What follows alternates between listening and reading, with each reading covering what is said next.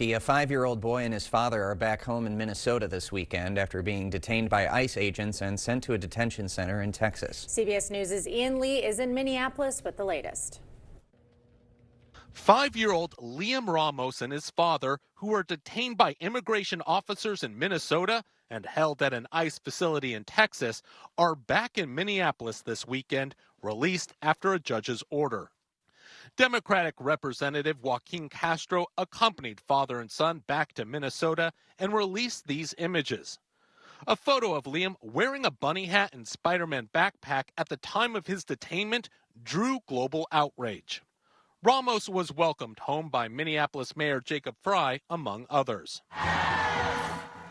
Liam's release comes amid a weekend of anti-ICE demonstrations throughout the nation, including in Los Angeles and Boston. Liam's release also comes as Democratic lawmakers continue to push for ICE reforms in Washington. Proposed new restrictions would include unmasking ICE agents and requiring more warrants. On Sunday's Face the Nation, Republican Representative Michael McCall acknowledged ICE operations in Minneapolis under Border Patrol's Gregory Bovino went too far.